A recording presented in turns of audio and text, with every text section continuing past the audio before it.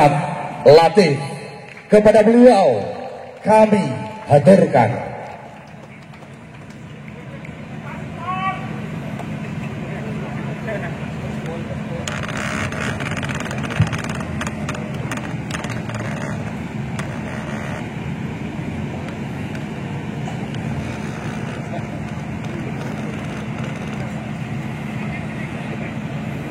Assalamualaikum warahmatullahi wabarakatuh.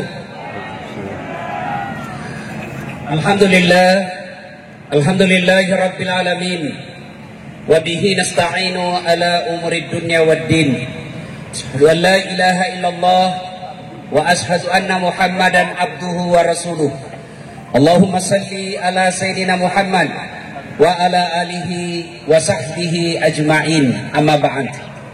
Faqad qala Allah subhanahu wa ta'ala fi kitabil karim wa huwa asdaqul qailin. A'udzu billahi minasy syaithanir rajim. Bismillahirrahmanirrahim. Ya ayyuhalladzina amanu taqullaha haqqa tuqatih wa la tamutunna illa wa antum muslimun. Wahai orang-orang yang beriman, bertakwalah kalian kepada Allah dengan sebenar-benarnya takwa, dan janganlah kalian mati kecuali dalam keadaan beragama Islam. Ayat ini Jumat dibacakan khatib. Ayat ini Jumat kita dengar di mimbar khutbah. Apabila di kantor bupati ada perintah Pak Bupati yang harus diulang-ulang tiap pekan, pasti perintah itu sangat penting. Ayat ini Jumat kita dengarkan, berarti ayat ini sangat penting. Dan rasa-rasanya ayat ini susah diterima akal sehat. Jangan kamu mati, berarti mati kami yang ngatur. Jangan kamu mati ya, berarti mati mau-maumu. Mati mau atau tidak, tiba saatnya pasti mati. Orang kaya, orang miskin, raja-raja, rakyat biasa, bupati, kencangnya. Coba, semua mati. Berarti yang jadi masalah sesungguhnya bukan mati itu. Yang jadi masalah illa wa antum muslimun, kecuali dalam keadaan beragama Islam. Berarti ayat ini Allah ingin sampaikan kepada kita, hai umat Islam, das'at latif, kamu lahir dalam keadaan beragama Islam, nikahmu syariat Islam, kartu identitasmu tertulis Islam, tapi belum tentu kau mati dalam keadaan beragama Islam. Adakah orang Islam yang bisa mati dalam keadaan kekafirannya? Ada. Insya Allah kita tidak akan mati dalam keadaan berzina. Insya Allah kita tidak akan mati dalam keadaan lagi mabuk narkoba. Insya Allah kita tidak akan mati dalam keadaan ngerampok. Yang bisa membuat kita mati kafir, hubbi aklil haram, suka memakan makanan haram. Siapa mereka? Jangan marah ya, jangan marah. Contoh aja ini, mereka yang terima serangan fajar ketika pilkada atau pilpres.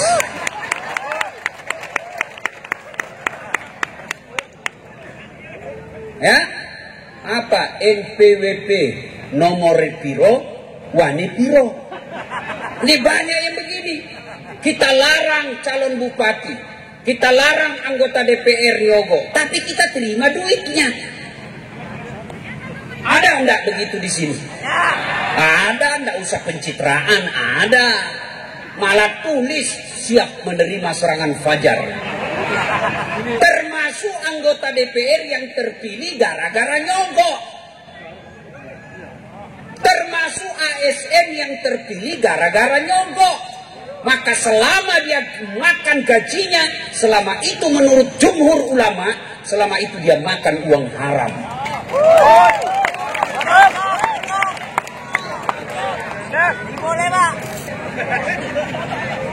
Ini gaspol atau rem-rem? Jangan gaspol bos, nanti tabrakan. Rem-rem sedikit. Banyak di antara kita, insya Allah kita tidak tergoda perempuan, insya Allah kita tidak tergoda narkoba. Tapi yang membuat kita tergoda dan bisa masih dalam keadaan kekafiran, selalu memakan uang haram. Termasuk diantaranya yang suka menerima SPG palsu. Ada SPG-nya, tidak ada perjalanannya. Ini semua ini.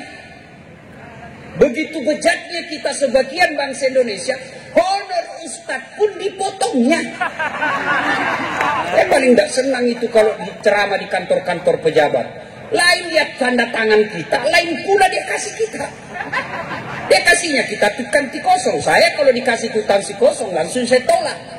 Perjelas dulu bos, apa maksud ini kutansi kosong? Tulis angkanya di situ. Kau kurangi nolnya, bahaya akibatnya. Yang ketawa saya suruh sini. Ya tak tahulah saya kalau di Madura ini, karena baru pertama saya di ceramah Pulau Madura ini.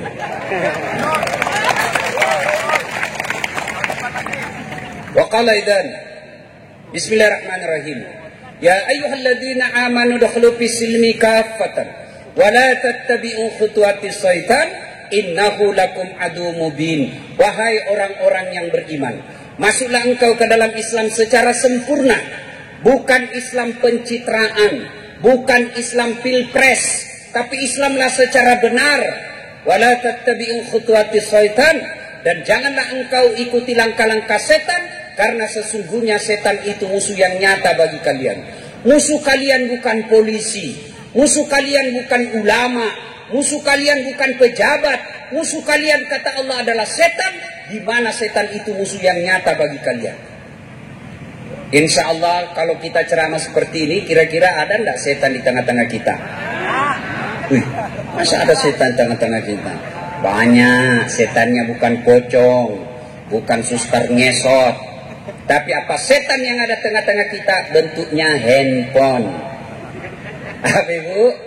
Handphone. Orang sudah ceramah masih sini juga. Nah, padahal hatinya lihat kok HP baru saya pakai. Orang sudah ceramah masih nunggu. Nah itu setan itu mengalihkan perhatian. Simpan dulu HP-nya Bu. Sebentar kita ya. Sebentar. Saya biasa kalau ceramah tidak senang kalau ada siaran langsung. Kenapa? Ini bisa kita offside Pak.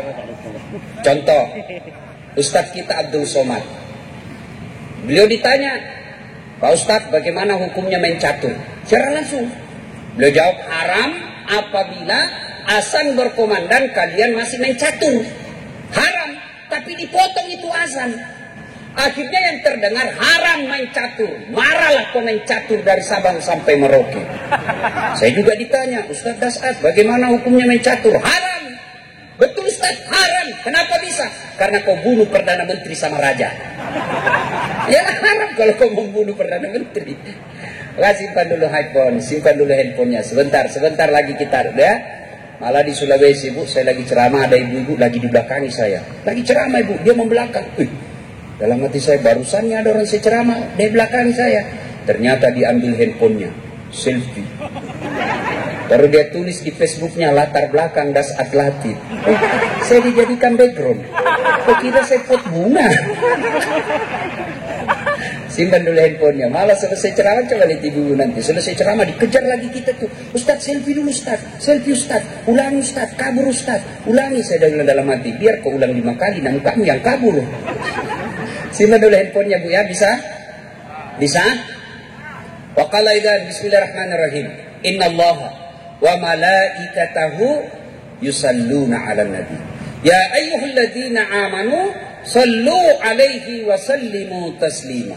Sesungguhnya Allah dan para malaikatnya bersalawat kepada Rasulullah Muhammad sallallahu alaihi wasallam, maka wahai orang-orang yang beriman, bersalawatlah kalian kepada Rasulullah dengan sebaik-baik salawat.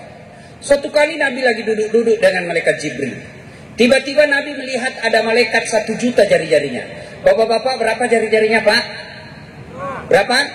10. Cacat dong. Ada kaki 20. Ini malaikat 1 juta jari-jarinya. Nabi kagum dan bertanya kepada Jibril, wahai malaikat Jibril, malaikat apa itu? Banyak betul jari-jarinya. Jibril menjawab, itu malaikat yang Allah tugaskan mencatat air ketika hujan. Lalu Nabi bertanya kepada Jibril, benar itu mampu dia catat? Ya silakan. Nabi tanya langsung, wahai malaikat, apa kau mampu mencatat air ketika hujan? Ya, ku catat yang jatuh di darat, Kucatat yang jatuh di gunung, kucatat yang jatuh di laut, semua aku catat. Tak setetes pun yang tidak aku catat ya Muhammad. Kira-kira ada yang mampu mencatat air hujan, Pak? Ada? Kenapa? Kenapa tidak mampu mencatat air hujan? Ya biar banyak, kalau jatuhnya satu-satu bisa saya hitung. Tapi ini jatuhnya bareng-bareng, jumlahnya banyak dan maju. Mana bisa kita catat? Tapi malaikat ini katakan, saya mampu mencatatnya ya Muhammad. Satu yang tidak mampu aku catat, apa itu? Ketika umatmu berkumpul di lapangan depan rumah jabatan Bupati Pamekasan, lalu mereka bersalawat bareng-bareng di tempat itu, saya tidak bisa mencatat betapa banyak pahala Allah turunkan di tempat itu. Maka ketika bapak-bapak tidak bisa memperbanyak amal dengan tahajud tadi malam. Ada yang tahajud tadi malam? Ada? Wah, pencitraan. Ada yang mampu Senin Kamis tiap pekan, tidak bisa memperbanyak amal dengan bangun masjid, tidak bisa memperbanyak amal dengan umroh tiap tahun, maka perbanyak amal dengan cara apa? Ketika berkumpul kita seperti ini, jangan lupa bersalawat bareng-bareng kepada Rasulullah Muhammad SAW, karena dengan salawat bareng seperti itu, Allah turunkan betapa banyak kemuliaan di tempat itu. Maka saya mau ajak salawat, boleh? Boleh? Saya mau dengar, ini orang-orang Madura yang ada di sini, mana lebih kencang suara ibu-ibunya daripada bapak-bapaknya? Bisa? Bisa Ibu? Oke, kita dengar dulu, kita tanding, mana lebih kencang? Ibu-ibunya dulu, bapak-bapak diam. Oke? Nah, ibu-ibu dulu, ayo ikut ibu. Ayo, insya Allah, Allah mencintai kita dengan bersalawat kepada Rasulullah. Jangan malu-malu, keluarkan hati, keluarkan suara untuk menyebut kekasih kita. Salatullah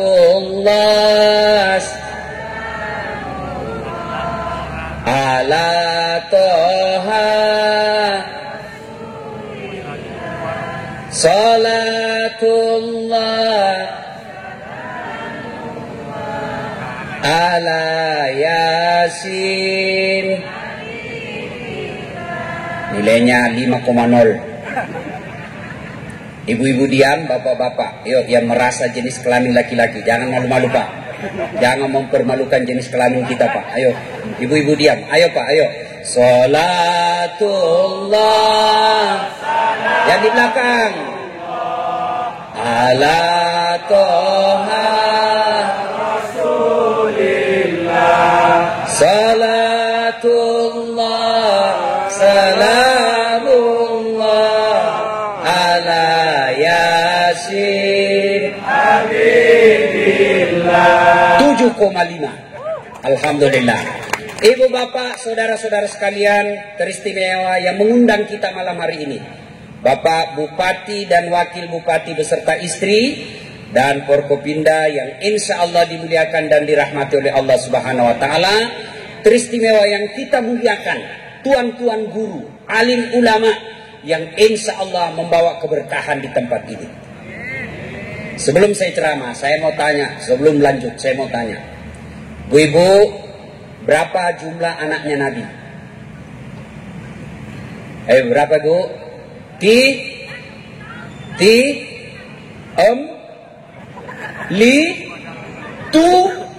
Bingung. Bapak-bapak, berapa jumlah anaknya Nabi? 6. Bingung sampean. Ayo. Siapa yang tahu anak pertamanya Nabi? Saya kasih hadiah. Ayo, siapa nama anak pertamanya Nabi? Siapa? Jokowi. Siapa? Ayo, angkat tangan. Kesini saya kasih hadiah. Ayo, sini, saya kasih hadiah. Cepat, lari. Sini. Ayo. Jangan buka Google. Ayo, cepat sedikit. Saya kasih kau hadiah. Nah, siapa nama anak pertamanya Nabi? Cepat. Nah, sebelum jawab ada passwordnya. Passwordnya siapa namanya neneknya Dasat Latif. Lain kali orang Madura kalau ditanya jangan langsung tidak tahu, jawab saja. Belum tentu mereka juga tahu. Nah, siapa nama anak pertamanya Nabi? Sayyidina Qasim. 100.000. Beda uang Ustadz dengan uang Kapolres. Monggo, matur nuwun, nggih. Nah, Ibu bapak, saudara-saudara sekalian, ini gunanya maulid.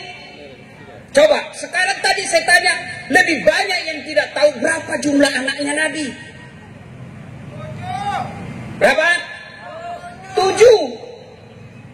Kalau tidak ada maulid seperti ini, nanti anak-anak muda kita milenial, mereka tidak tahu sejarahnya Nabi.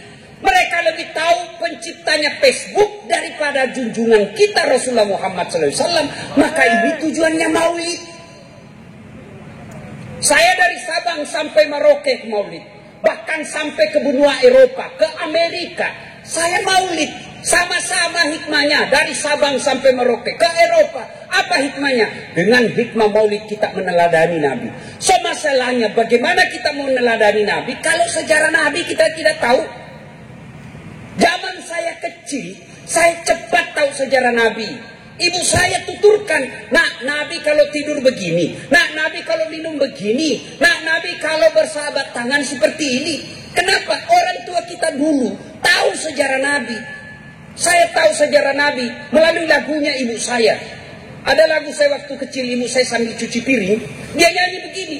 Pada zaman dahulu kala, pada zaman jahiliyah. Saya tanya, kenapa sih zaman jahiliyah, Mak? Dia lanjut lagi lagunya sambil cuci piring.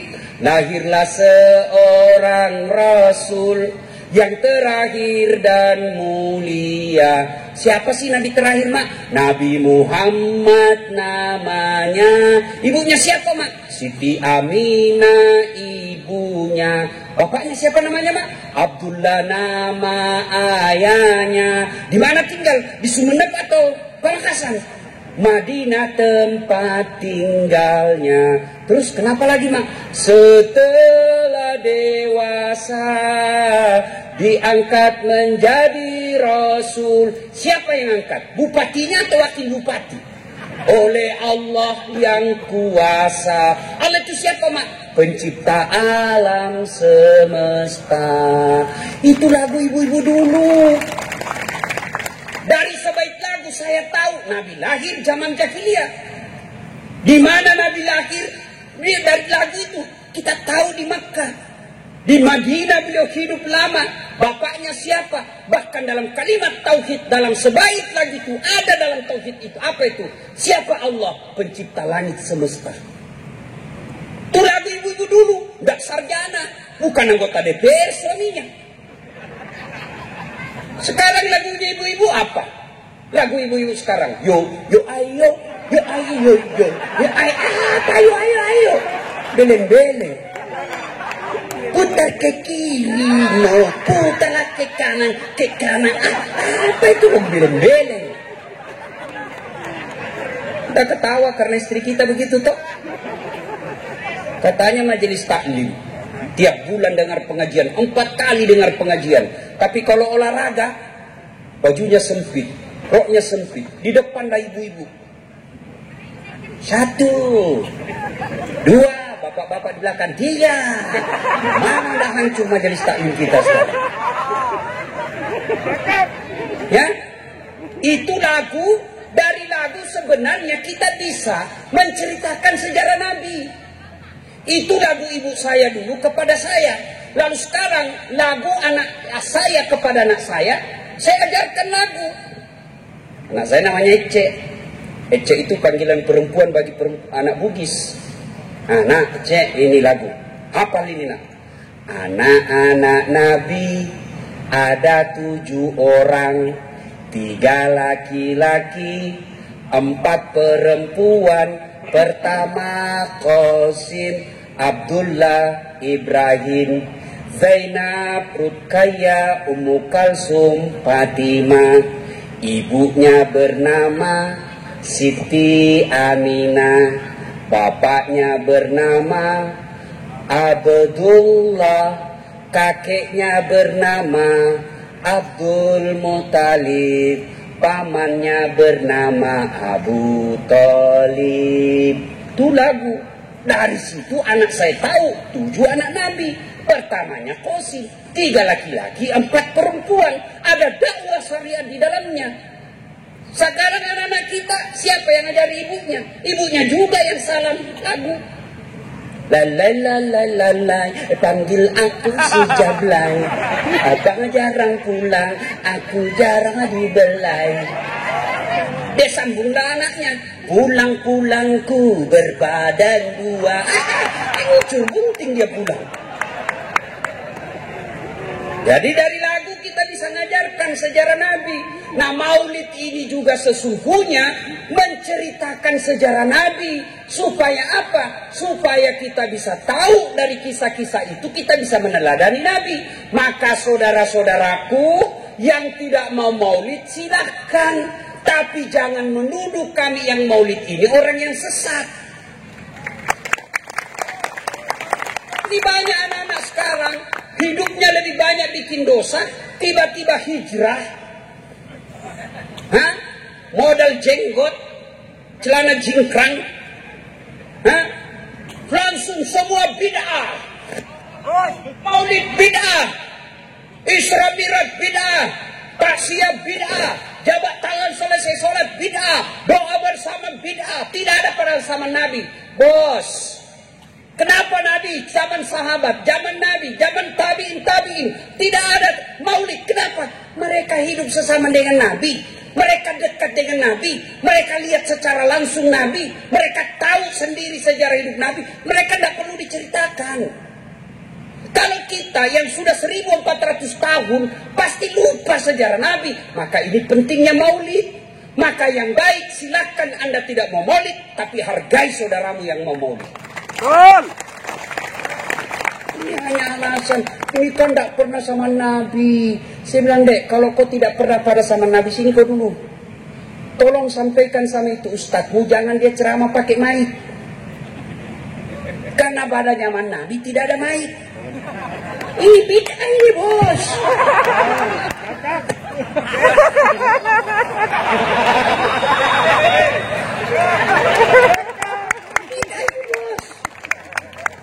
Itu soal mic yang berkaitan langsung dengan ibadah. Sini kau.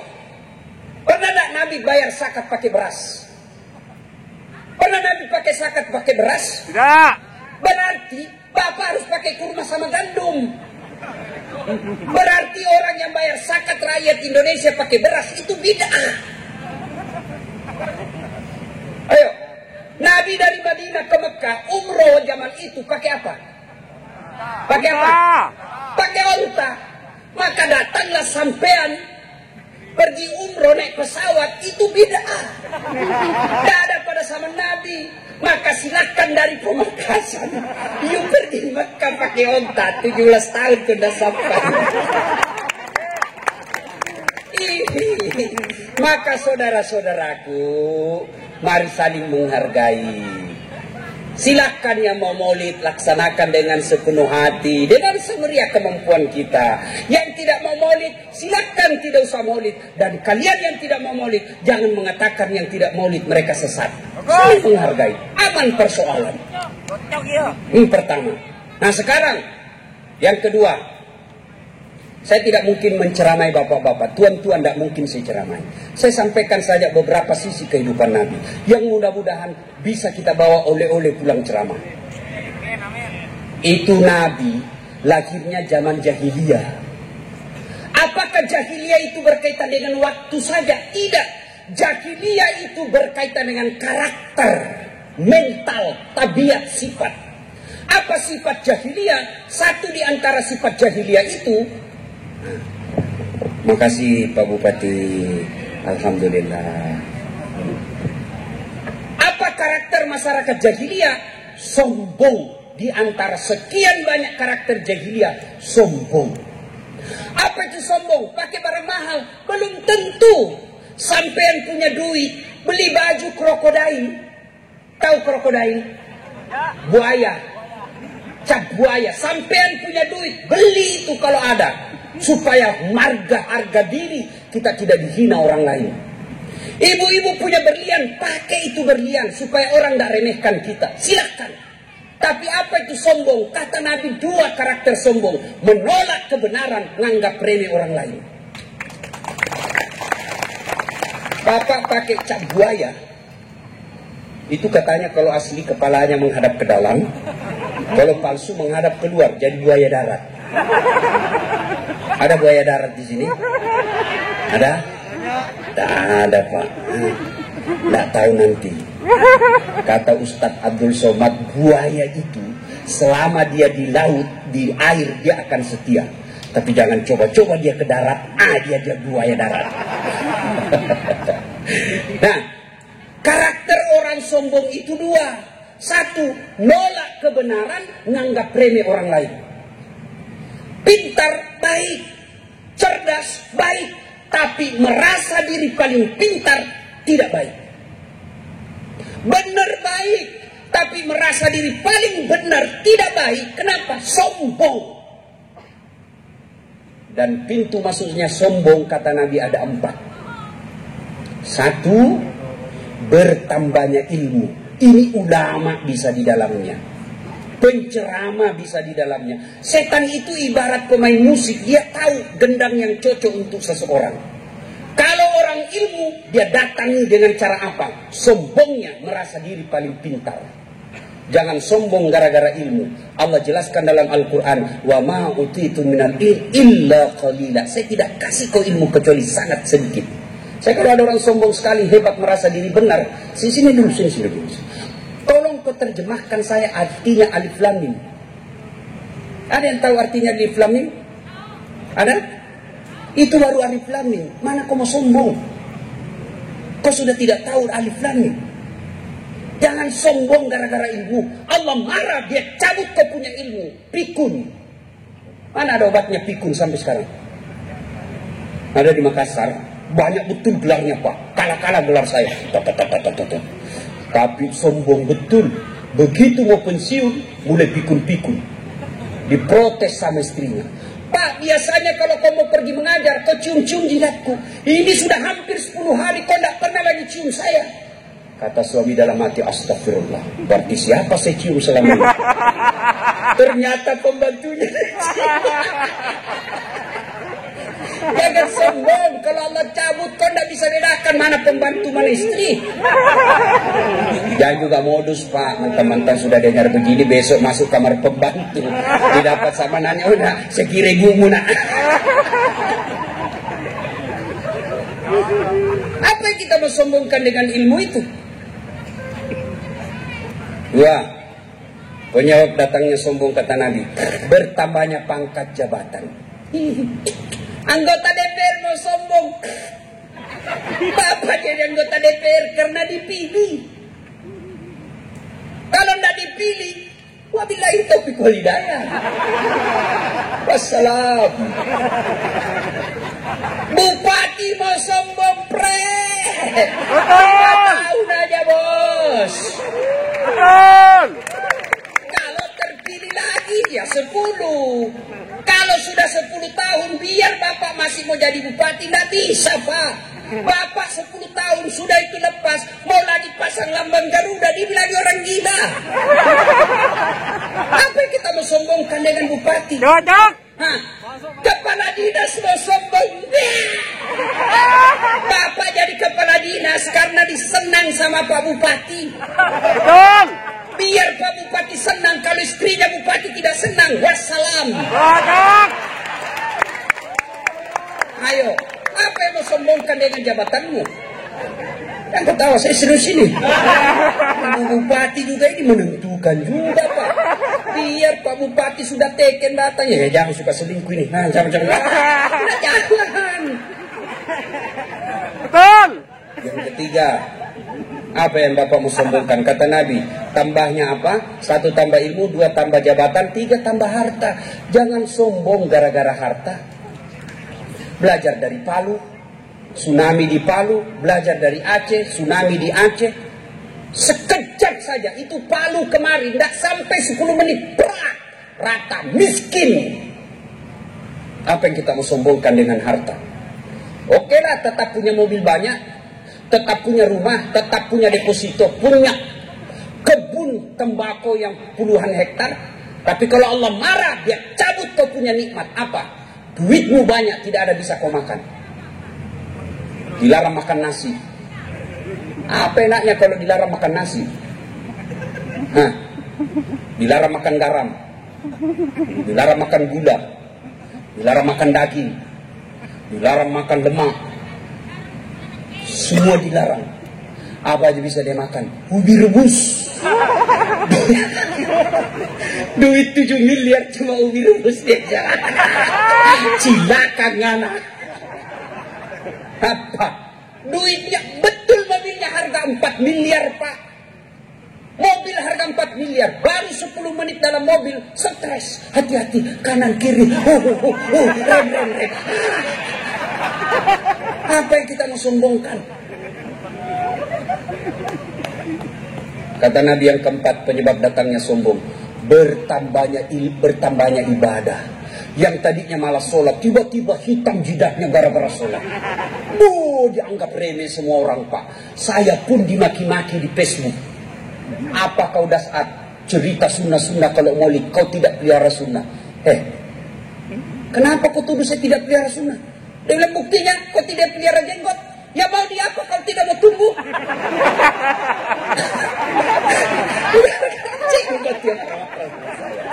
Masya Allah. Bos, adik-adik remaja, hijrah itu bukan sekedar bicara Arab. Afwan, jazakallah, kaifahalu, kullu nafsin sa'iqatun. Bukan sekedar itu. Biar kalian ilmu tinggi, ibadah lengkap, tapi kau remehkan orang lain, bahkan kau rendahkan martabat sesamamu muslim, kau hina di hadapan Allah. Rasulullah mana pernah kita dengar meremehkan orang? Jadi orang sombong itu jahiliyah. Meskipun dia hidup di tahun 2020, dia sombong, karakter jahiliyah ada pada dirinya. Jadi jahiliyah itu bukan tahun sebelum Nabi lahir. Sekarang pun kalau kamu jahiliyah, sombong, nganggap remeh orang lain, nolak kebenaran, kalian masyarakat jahiliyah. Maka hadir agama menghilangkan kesombongan itu. Kata Allah dalam hadits qudsi, ada 3 temannya setan. Satu di antara teman setan, ghaniyun mutakabbir, orang kaya yang sombong. Kaya jabatan sombong, temannya setan. Kaya harta sombong, temannya setan. Kaya ilmu sombong, temannya setan. Kaya ibadah sombong, temannya setan. Tapi orang masih maklum, kalau dia punya jabatan, punya duit, punya harta, punya kekuasaan, dia sombong. Orang masih bilang, ya maklum lah dia bupati. Ada jabatannya, ada kepala dinasnya, ada staf ahlinya, ahli yang tidak ada stafnya. Ada satpol PP-nya, ya wajar lah. Tapi temannya setan. Tapi kalau sudah miskin, tidak terkenal, bego, goblok, dongo, beleng-beleng, sombong lagi. Kau bukan temannya setan, kau sudah jadi setan, silakan. Dia ketawa, saya serius sini. Ayo Bapak Ibu saudara-saudara sekalian. Nih, berikutnya, kisah berikutnya. Ketika usia Rasulullah 36 tahun, terjadi perselisihan di kota Mekah. Belum jadi Nabi. Apa sumber perselisihannya? Ka'bah dipugar dan batu Hajar Aswad ini ditempatkan kembali pada posisi. Bertengkar 4 suku, merasa masing-masing punya hak meletakkan batu itu. Kira-kira kalau di Pamekasan ini, orang Madura katakan saya lebih berhak, orang Jawa kata kami lebih berhak, orang Bugis kalau ada kata kami lebih berhak, kemudian orang Betawi katakan kami lebih berhak. Mereka bertengkar 4 suku di Mekah ini. Berhari-hari tidak ada solusi. Akhirnya satu di antara kepala suku berkata begini aja, daripada kita ribut tidak ada ujung pangkalnya, kita tunggu besok siapa orang pertama yang lewat di pintu itu. Dia tunjuk satu pintu, kira-kira pintu masjid lah kalau sekarang. Siapa yang lewat di pintu itu besok, dialah yang kita tunjuk untuk menunjuk siapa yang angkat batu di antara kita ini. Gimana saudara-saudara sekalian? Setuju? Setuju. Tunggu besok. Tunggu. Oh, ternyata siapa orang pertama yang lewat di pintu itu? Dialah Muhammad bin Abdullah, yang masyarakat Makkah menggelarinya sebagai manusia al-amin, yang dipercaya. Kira-kira di Pemakasan ada diberi gelar Al-Amin? Ada? Ada anggota DPR Pemakasan dikasih anggota DPR Al-Amin? Ada? Ada ASN dikasih gelar Al-Amin? Tidak ada, Pak. Zaman Nabi. Belum lagi diangkat jadi Rasul, usia remaja, Nabi sudah diberi gelar Al-Amin, yang terpercaya. Kalau kita sekolah tinggi-tinggi, tapi tidak ada Al-Amin, maka disepakati, oke, setuju, nah ini cocok sudah ini. Inilah masyarakat kita, warga kita yang paling jujur. Ya Muhammad, siapa yang kau tunjuk di antara kami ini? Kata Nabi, baiklah kalau begitu. Nabi buka serbannya. Adik-adik, berapa tahu serban? Tahu serban? Berapa sudutnya serban? 4. Berapa? 4. 4. Berapa suku yang bertengkar?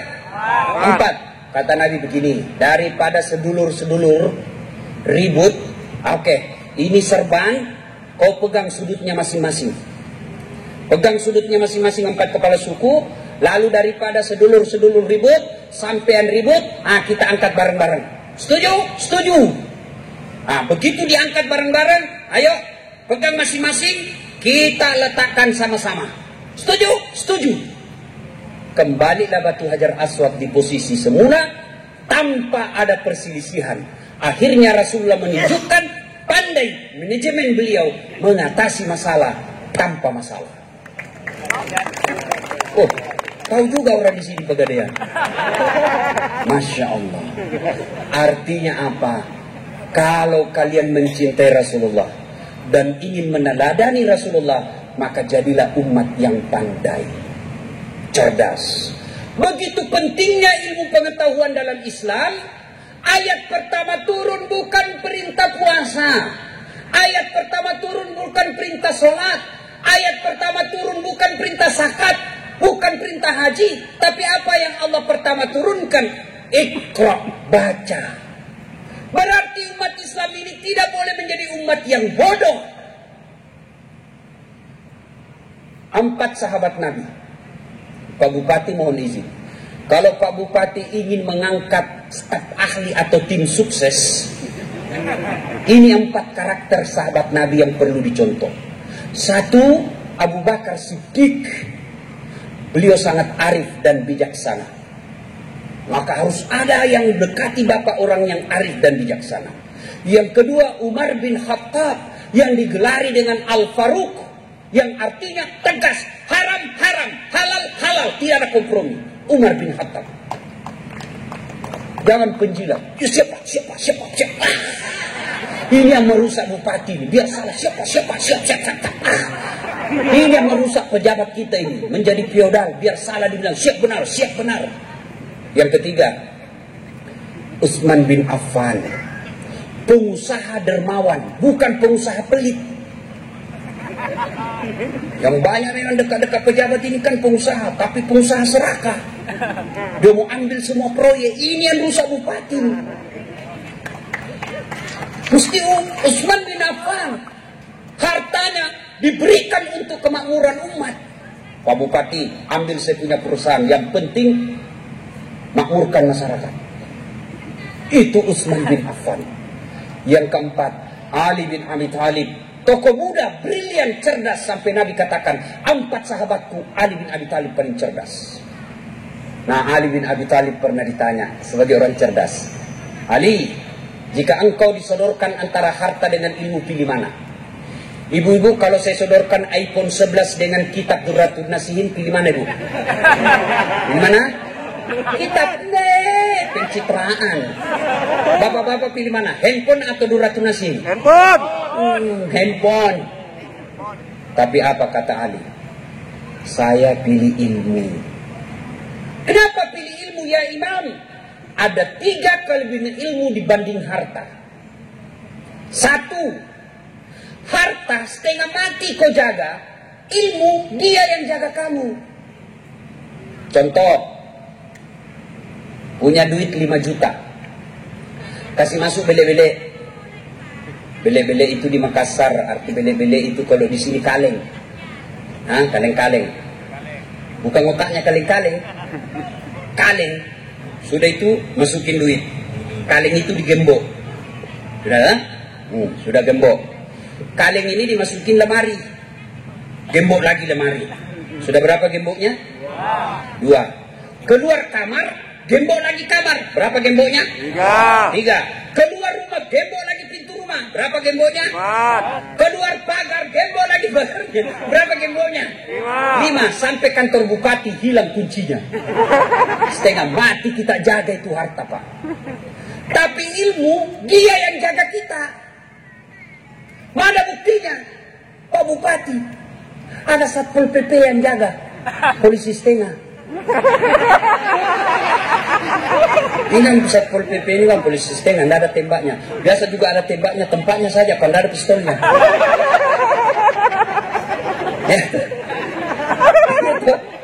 Dijaga, Pak. Kemana-mana ada polisi ngawal. Kemana-mana dikawal sama polisi ya JPR apakah itu. Itu dia dikawal, Pak. Kenapa jadi dikawal? Karena jadi bupati. Kenapa jadi bupati? Karena cerdas. Mana buktinya? Dengar sambutan tadi. Masih muda. Dan programnya mencerdaskan kehidupan masyarakat. Ini pengejawantahan, penerjemahan daripada Iqra, baca. Apa itu? Berikan beasiswa masyarakat kita. Tinggal kepala dinas, pilih yang bagus-bagus, bos. Jangan pilih yang dekat. Jangan pilih karena dia hanya karena pesantren keluarga. Jangan, itu merusak sistem. Betul. Pilih yang betul-betul mampu. Biar dia tidak mampu, tapi ada yang tidak mampu, ada yang cerdas. Yang cerdas diprioritaskan. Bukan sekadar tidak mampu, tapi cari yang tidak mampu dan cerdas. Maka tidak ada alasan masyarakat Pamekasan tidak cerdas. Kenapa? Kalian sudah dikasih beasiswa. Beda zaman saya dulu. Saya ini Pak tidak pernah mondok. Tamat SD saya pernah bertengkar bapak saya sampai saya menangis di hadapan Allah. Ya Allah, kenapa bapakku miskin? Saya mau pondok, saya bukan mau beli sepeda. Saya mau jadi anak pondok, tapi pondok waktu itu lebih mahal daripada sekolah umum. Maka saya sekolah umum. Alhamdulillah karena saya mau belajar dengan sendiri, maka saya bisa jadi ustaz. Maka saudara-saudara sekalian, kata Ali, harta kamu yang jaga, ilmu dia yang jaga kamu. 2 kata Ali, kelebihan ilmu. Dengan ilmu bisa dapat harta, tapi dengan harta belum tentu dapat ilmu. Contoh, ada di kampung saya Pak, pengusaha tambak, banyak tambaknya, tapi tidak tahu membaca. Diajarlah membaca sama cucunya supaya tidak bikin malu. Beli buku besar yang banyak gambarnya. Nih, PEP, tambah P, PEP, SOSO, PEPSO, DEDNT, bacanya apa? Odol. Muncul. Dibawalah dia ke Makassar. Masuk di mall. Tahu mall kan? Di dalam mall ada tangga lift. Dan naik turun itu. Begitu masuk mall, terbuka itu tangga lift. Dia eja itu. Open. Besar betul pembikin kuenya ini. Open di kampung saya itu open. Bahasa Belanda, pembikin kue mentega. Dia bayangkan, besar betul pembikin kuenya di orang kota. Terbuka pintu lift. Ada orang Tionghoa masuk, dia teriak, woi, ajak utama, apa bahasa Bugisnya. Jangan ku masuk, panas di situ. Jangan ku masuk. Masuk ini orang Tionghoa, tertutup pintu. Beberapa saat kemudian terbuka, keluar orang Afrika. Dan saya sudah bilang jangan kau masuk, hanguslah kau. Padahal dia masuk. Ini beleng-beleng. Banyak duitnya, tapi on. Dibawalah makan di restoran. Di mana makannya, Pak? Anaknya bawa restoran di Makassar.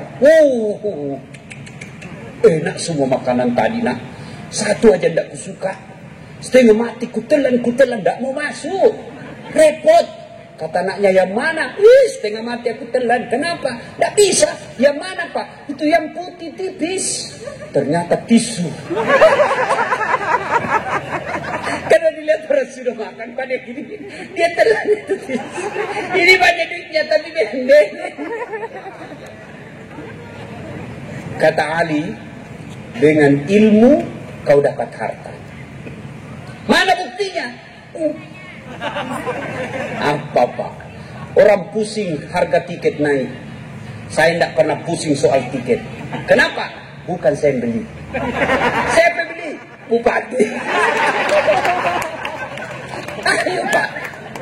Hebatnya lagi, pergi tidak bawa uang, pulang. Maka belajar adik-adik sekalian. Ini kita punya Pemakasan. Kalau kalian anak muda milenial, adik-adik santri, adik-adik usia sekolah, kalau kalian tidak sekolah, maka kalian akan menjadi penonton di kabupaten tanah kelahiranmu.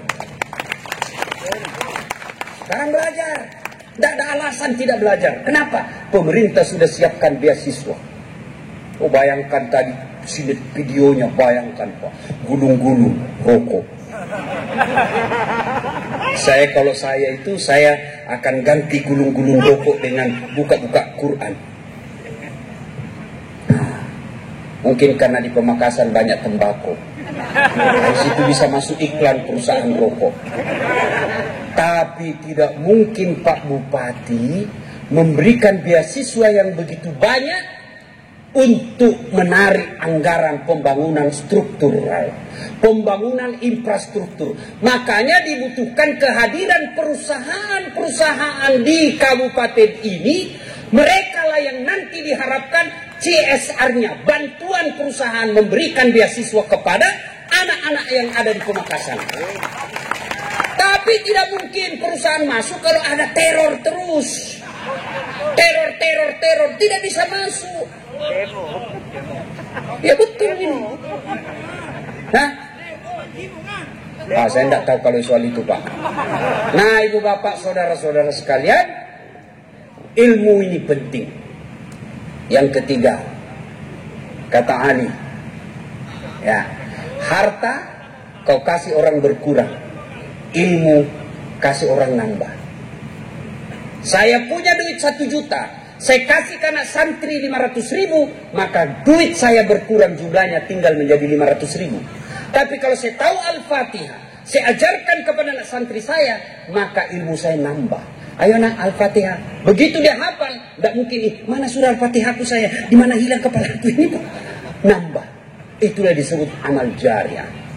Dengan catatan, garis bawahi, kasih stabilo, kasih stabilo merah, cetak miring, tebal.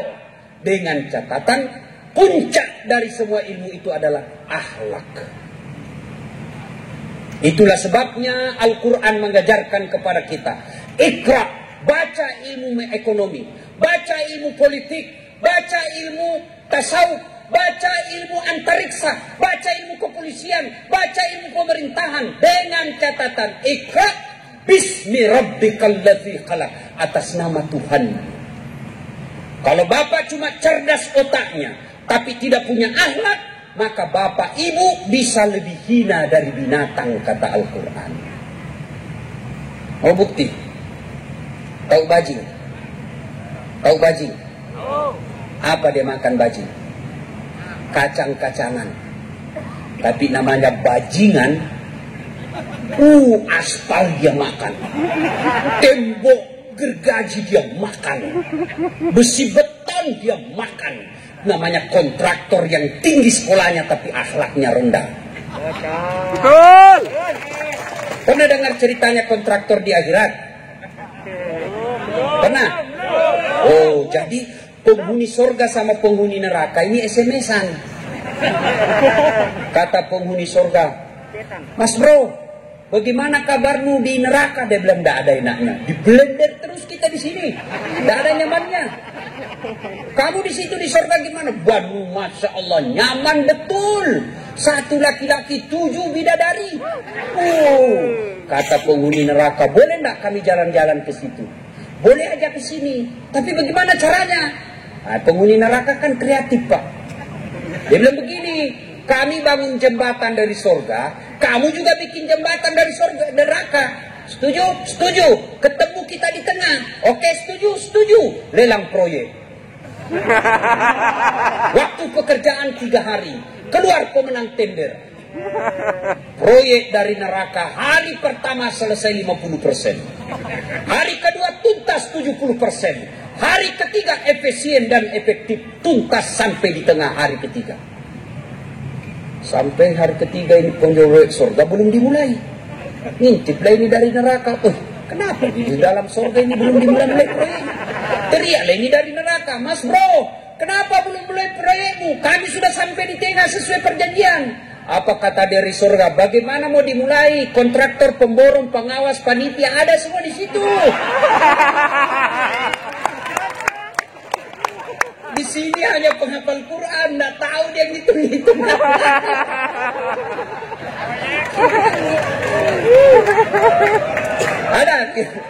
Ada begitu. Itu kontraktor di negara lain, bukan di Pamekasan. Kalau anggota DPR pernah dengar? Pernah dengar di anggota DPR di surga? Masuklah penghafal Quran dalam surga. Tiba-tiba dia protes, ini penghafal Quran. Kenapa? Dilihat banyak anggota dewan. Kenapa bisa banyak anggota dewan di surga? Di negara saya banyak ditangkap gara-gara korupsi dan asusila, banyak kelakuannya. Dia datanglah protes sama malaikat. Malaikat, kenapa bisa itu banyak anggota dewan di sini, di surga? Dia bilang penghuni surga, penjaga surga, "Nggak usah keribut, dia cuma reses. Sebentar lagi dia." Salatullah salamullah ala toha rasulillah. Salatullah salamullah ala yasin habibillah. Tuh kisah berikutnya. Suatu kali Nabi pulang dari dakwah, agak lama. Begitu lamanya, rindu betul Aisyah. Rindu Aisyah. Akhirnya Aisyah menyambutnya di pintu kota Madinah. Bukan lagi di rumah beliau, di pintu kota Madinah disambut. Gembira betul Aisyah. Begitu gembiranya, beliau tiba-tiba membuat teh. Salah satu kebiasaan Rasul kalau keluar diberikan teh. Nah, kehebatan Rasulullah itu sangat romantis. Salah satu keromantisan beliau kalau minum, seteguk dia minum, dia kasih istrinya.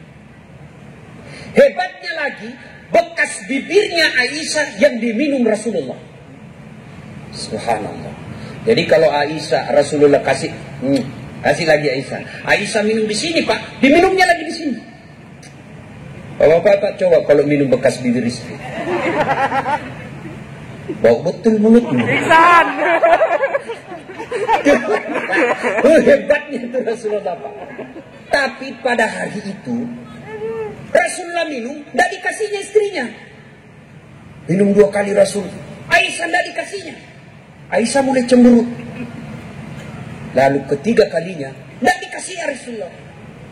Aisyah kemudian berkata, "Ya Rasulullah, apa ada perempuan lain yang tadi memberimu minum?"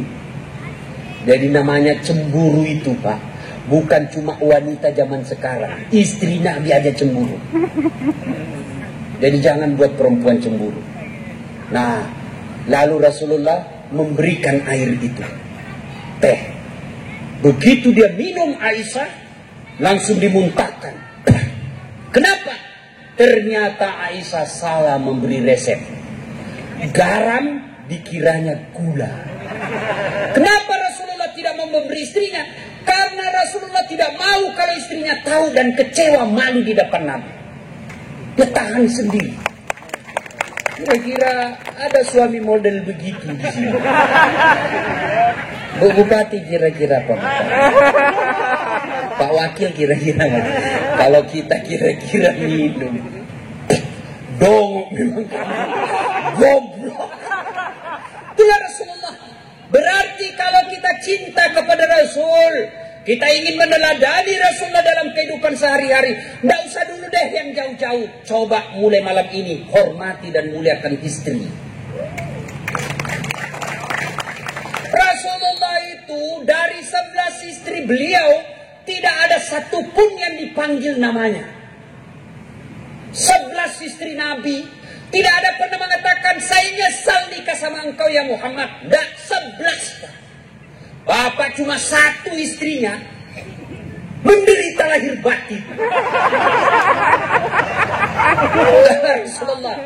Rasulullah, coba buka Barasanji. Beliau yang menyediakan sarapannya. Beliau yang membersihkan tempat tidurnya. Beliau yang menambal baju-bajunya. Itu Rasul, manusia pilihan, kekasih Allah, yang namanya selalu digandengkan dengan nama Allah. Yang dalam hadits qudsi Allah katakan, andai bukan karena engkau ya Muhammad, saya tidak ciptakan dunia dan surga isi-isinya. Tapi beliau membantu istrinya membersihkan tempat tidur. Beliau membersihkan istrinya. Beliau membantu istrinya. Itu Nabi. Bapak baru pegawai honor. Hargai saya. Jangan ketawa, saya sini. Kalau Bapak cinta kepada Nabi, muliakan istri. Kata Nabi, bukan bagian dari umatku suami yang tidak tahu menghargai istrinya. Itu muliakan. Rasulullah itu, beliau masuk kamar, sudah ada sisirnya. Dan begitu keluar dari kamar, sudah rapi rambutnya karena memuliakan istrinya. Kita sudah habis sempat pisang goreng, masih acak-acakan rambut pagi-pagi. Kata istrinya, baikinlah itu rambutmu mas. Apa, kenapa rambut saya keurusin? Rasulullah.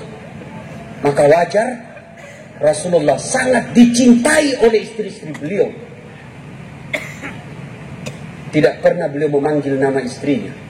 Khadijah beliau panggil Ummul Mukminin.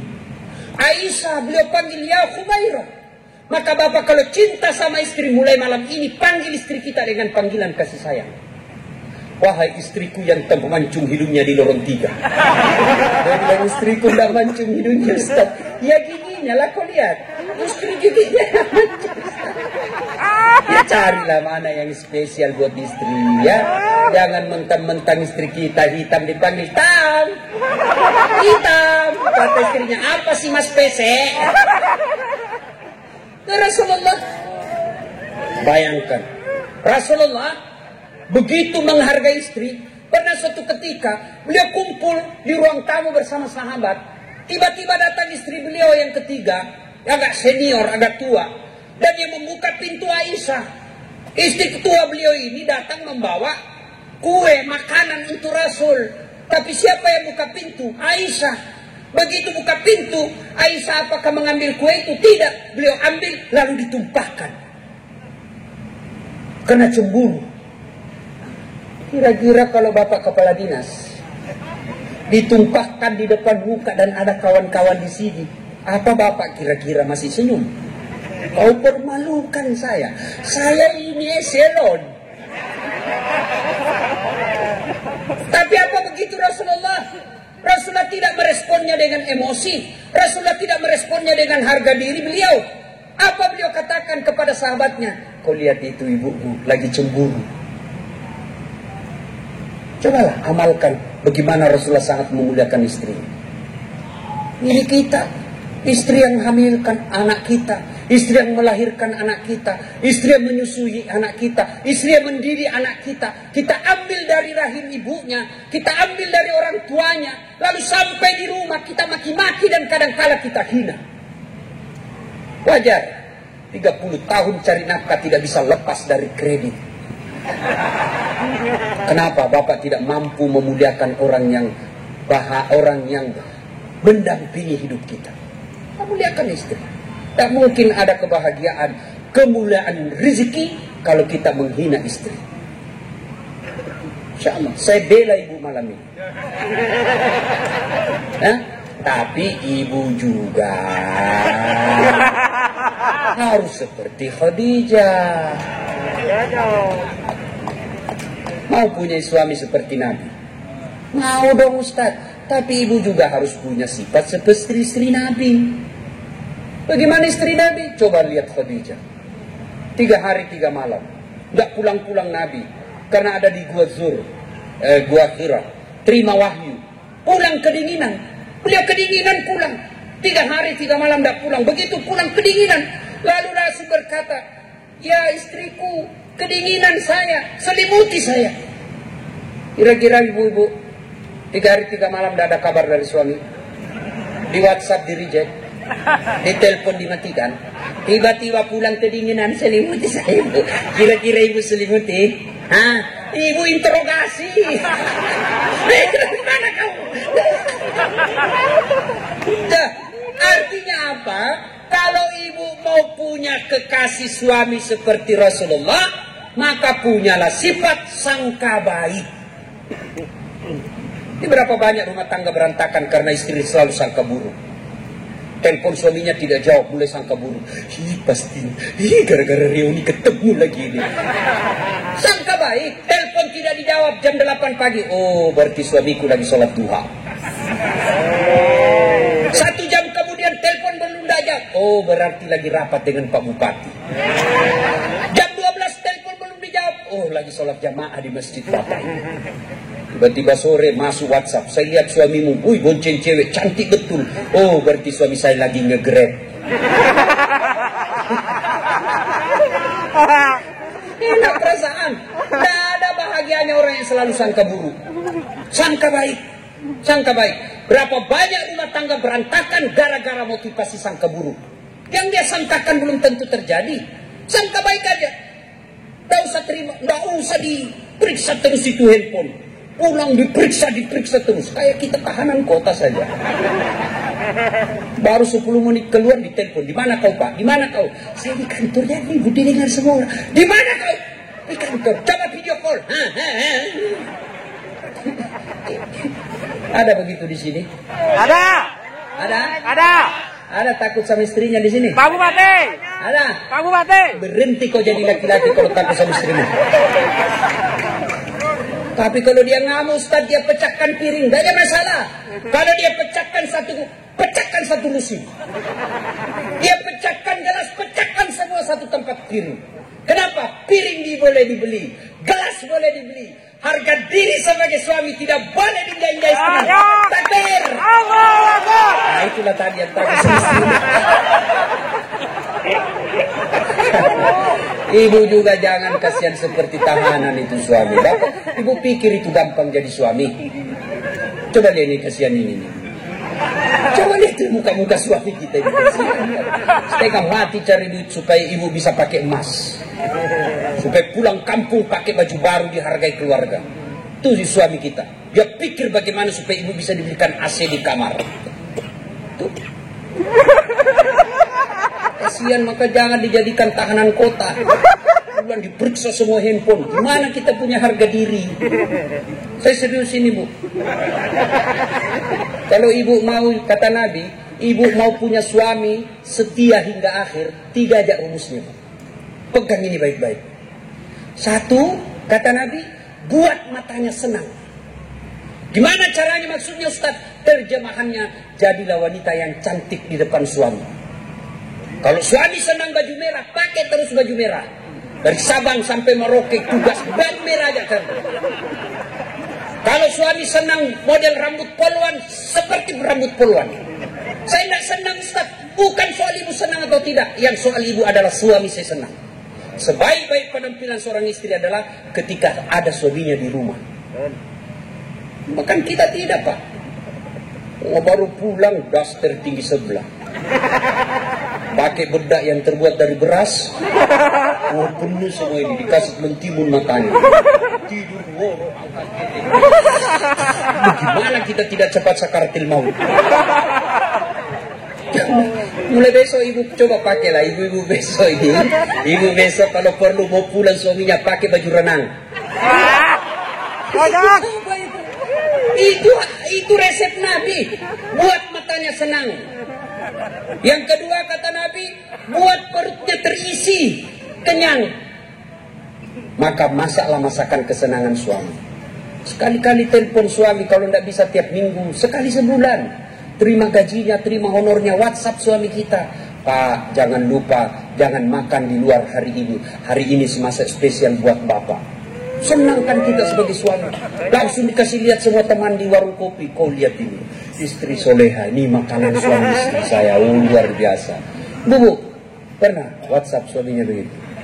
Kalau Bapak pernah menerima WhatsApp, jangan makan hari ini di luar, Pak. Paling yang Bapak terima, jangan lupa singgah beli gas. Disuruh singgah beli gas, padahal pangkatnya kapten. Iya. Kok tahu Ustaz? Ya saya pernah rasakan. Astagfirullah. Saya pulang tasya, tiba-tiba masuk WhatsAppnya mamanya cek di rumah. Ustaz habis pembalut. Innalillah. Tak mungkin sopir saya suruh buru-buru istri saya. Udahlah saya bersinggah. Mudah-mudahan tidak ada yang kenal saya. Begitu saya bayar di kasir, tiba-tiba nyelonong ibu majelis taklim. Iya Ustaz beli pembalut. Saya langsung spontan, saya bilang, biar nih Bu, daripada saya melahirkan. Gitu resepnya Pak, supaya tidak tersinggung. Apa resepnya? Jangan bayangkan harga diri, pakai ilmunya Umar bin Khattab.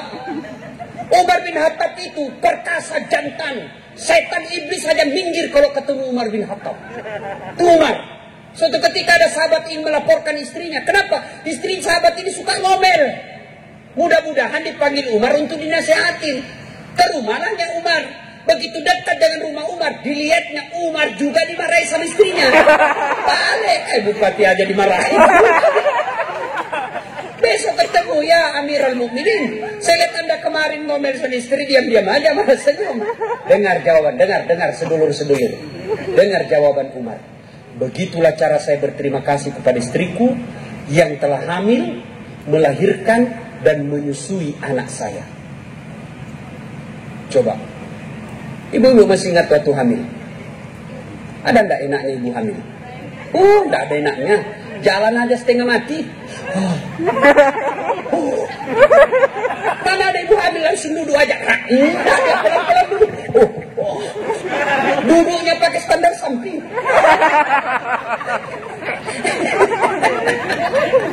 Iya dong. Kalau kita kan pasti repotnya paling waktu ngidam. Ustaz, apa doanya supaya berhenti ngidam? Saya bilang, ngidam apa istrimu? Dia bilang, nanti dia bisa tidur kalau dia lihat saya di atas lemari, Pak Ustaz.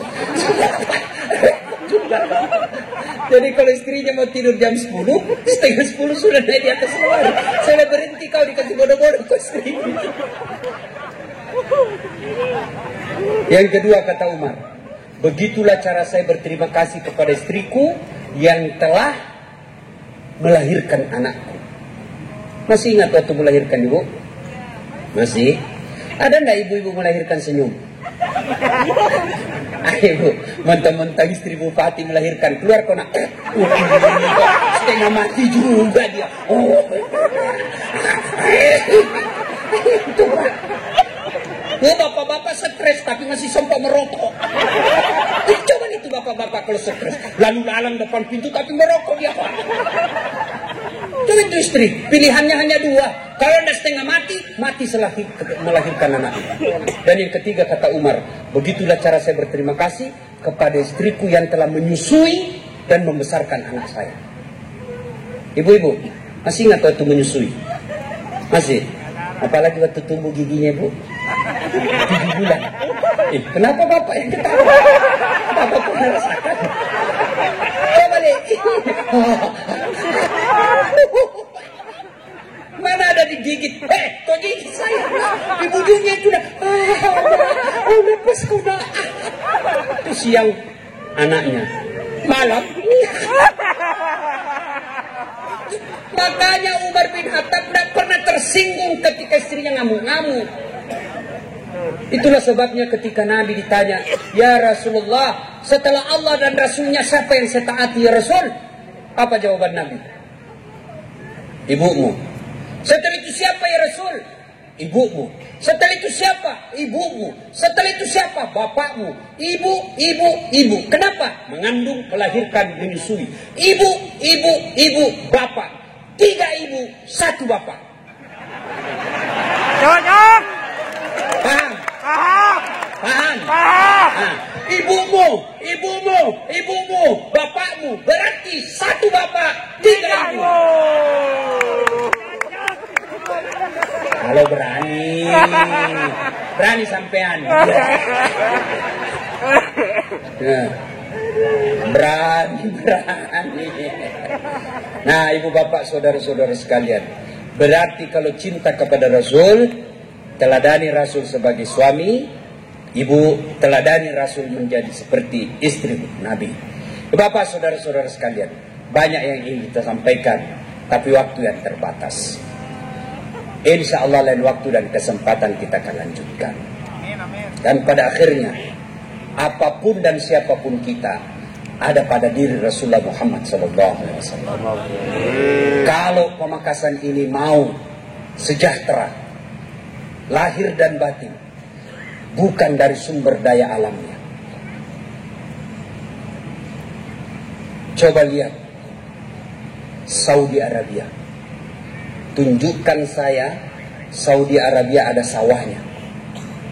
Tidak pernah saya melihat sawah.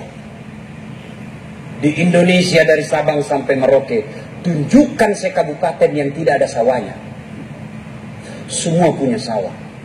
Saudi Arabia tidak pernah impor dan krisis beras. Indonesia kadangkala masih impor beras. Padahal kita punya sawah sejauh mata memandang. Berarti yang bisa memakmurkan negara kita bukan sumber daya alam bagi kita orang beriman. Tapi apa? Kecintaan kita kepada Islam kita. Dan Islam hadir karena jasa dari seorang manusia, yaitu Muhammad Sallallahu Alaihi Wasallam. Karenanya kalau mau makmur Pamekasan ini, cintai Rasulullah Sallallahu Alaihi Wasallam. Bagaimana cara mencintai Rasulullah? Menurut pendapat-pendapat para ulama, mencintai Rasulullah itu satu, memperbanyak menyebut namanya dengan cara bersalawat kepada Rasulullah. Allah perintah puasa, Allah tidak puasa. Allah perintah haji, Allah tidak haji. Allah bahkan perintah sholat 5 kali semalam, Allah tidak ikut menunaikan sholat. Tapi Allah perintah kita selawat. Dengar firman Allah, Innallah wa malaikatahu yusalluna ala nabi. Allah dan para malaikatnya berselawat kepada Rasulullah Muhammad SAW. Tidak cukup sampai di situ. Maka Allah mengajak kepada kita, wahai orang-orang yang beriman, bersalawatlah kalian kepada Rasulullah. Bersalawatlah kalian kepada Rasulullah. Yusalluna ala nabi, sallu alaihi wa sallimu taslima. Bersalawatlah kalian kepada Rasulullah dengan sebaik-baik selawat. Tidak diajarkan salawat sambil merokok. Tidak diajarkan salawat sambil makan kue. Apa dilarang? Tidak dilarang, tapi itu bagian dari adab bersalawat kepada Nabi. Bersalawat dengan sebaik-baik salawat. Yang kedua, kalau cinta kepada Rasulullah, amalkan sunnah-sunnahnya. Bagaimana cara mengamalkan sunnah-sunnahnya? Amalkanlah sesuai dengan kemampuan yang mau kita lakukan, tanpa menghina orang yang tidak mampu melakukan sunnah.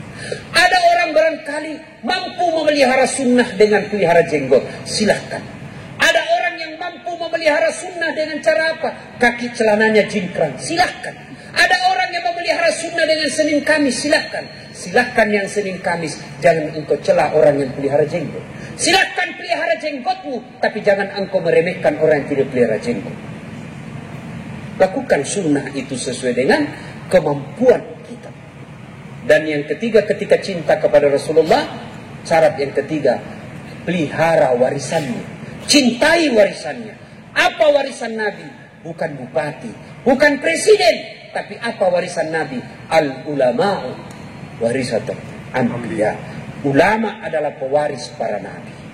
Mencintai ulama bagian daripada perintah agama. Suatu kali ketika pintu surga dan neraka sudah mau ditutup, yang artinya penghuni neraka sudah abadi, penghuni surga sudah abadi. Begitu pintu neraka mau ditutup, Allah perintahkan kepada malaikat penjaga neraka, malaikat tunggu dulu, jangan dulu kau tutup. Masih ada satu hambaku, angkat dia masuk ke dalam surga. Kata malaikat, tidak ada lagi, orang bejat semua sudah ini sisa-sisa. Saya lebih tahu dari engkau malaikat, kau turun cari. Turun cari, setengah mati cari. Kenapa? Barang rongsokan. Cari ketemu, diangkat, ada cahaya dalam dirinya. Apa yang pernah kau lakukan sehingga engkau batal abadi dalam neraka dan engkau diangkat masuk surga? Tidak ada. Kau ingat dulu, pasti ada. Tidak ada, pasti ada. Oh ingat. Oh saya ingat ya malaikat. Apa? Saya pernah bersahabat dengan sahabatnya ulama.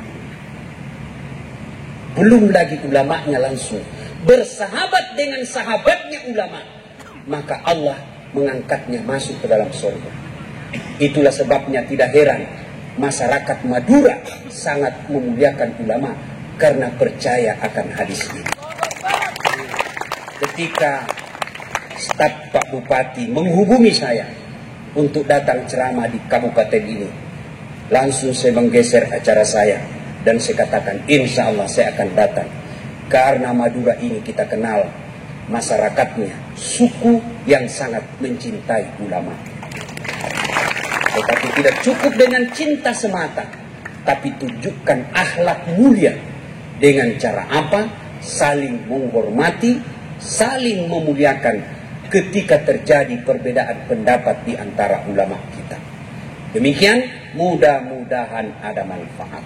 Dan akhirnya Allah Subhanahu wa taala berfirman, laqad kana lakum fi Rasulillahi uswatun hasanah. Sungguh pada diri Rasulullah Muhammad sallallahu alaihi wasallam terdapat contoh teladan yang sangat baik. Apapun dan siapapun kita, mari mencontoh Rasulullah dalam kehidupan sehari-hari. Kita bersyukur kepada Allah Subhanahu wa taala, Pemakasan ini pemimpin kita, bupati kita yang diberikan amanah oleh rakyat untuk memimpin 5 tahun ini adalah keturunan para ulama.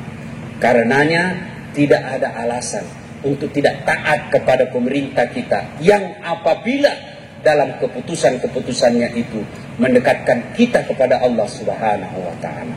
Saya yakin di bawah kepemimpinan bupati dan wakil bupati yang muda, bukan cuma muda tapi cerdas, bukan cuma cerdas tapi insya Allah cinta kepada ulama, cinta kepada agama. Karenanya kita berharap dan berdoa kepada Allah, mudah-mudahan pemimpin kita ditunjukkan yang hak adalah hak, berikan kemampuan melaksanakannya, dan ditunjukkan yang batil adalah batil, diberikan kesanggupan untuk memerangi kebatilan. Demikian, mudah-mudahan ada manfaat. Sebelum saya akhiri, saya ingin berpantun. Pantunnya begini. Lebat batang padi cerami, padi dipanen di pagi hari. Niat hati berpoligami, apa daya takut istri. Balasan pantun itu, burung kenari terbang tinggi, mencari makan di pagi hari. Bukan kami takut istri, cuma istri lebih berani. Demikian, mudah-mudahan ada manfaat. Lebih dan kurangnya mohon dimaafkan. Nun wal kalami misrun billahi fi sabilil haq. Assalamualaikum warahmatullahi wabarakatuh. Mohon berkenan kepada Kiai Haji Dasnat Latif untuk memimpin doa untuk mengakhiri acara pada malam hari ini. Terima kasih. Kita awali dengan mengirimkan suratul Fatihah kepada Rasulullah Muhammad SAW. Mohon berkenan Bapak Ibu sekalian, jika ada rasa senang atas dakwah yang saya sampaikan, mohon berkenan untuk suratul Fatihah itu arwah bapak saya. Ila hadratin Nabi Mustafa Muhammad SAW, summa hususil ruhil almarhum Abdul Latif bin Syafo. Al-Fatihah.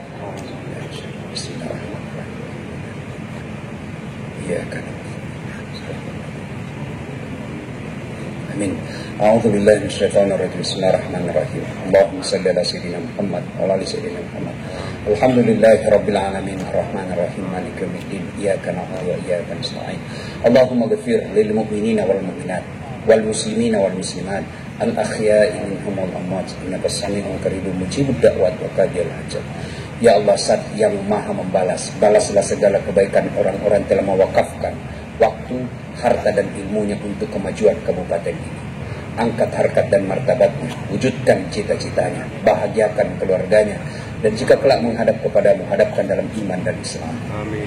Ya Allah, ya Rabbi, Ustaz yang beri hidayah, berikan hidayah kepada pemimpin kami, ya Allah. Tunjukkanlah kepada mereka yang hak adalah hak, dan berikan kesanggupan kepada mereka untuk melaksanakan yang hak itu.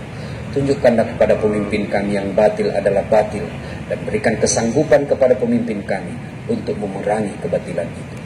Ya Allah, ya Rabbi, ya Karim, Zat yang mempertautkan hati di antara kami, persaudarakan kami atas nama keadilan dan kebenaran. Jangan kau persaudarakan kami atas nama kepentingan politik dan kekuasaan semata, ya Allah. Ya Allah, ya Rabbi, ya Karim, kami hanya bisa berdoa dan memohon, di tangan-Mu jualah yang mengabulkan doa kami. Karenanya dengarkan dan kabulkan doa kami. Rabbana la tuzigh qulubana ba'da idh hadaytana wa hab lana min ladunka rahmah innaka antal wahhab. Rabbana atina fid dunya hasanah wa fil akhirati hasanah wa qina adzabannar. Subhana rabbika rabbil izzati amma yasifun wa salamun alal mursalin walhamdulillahi rabbil alamin.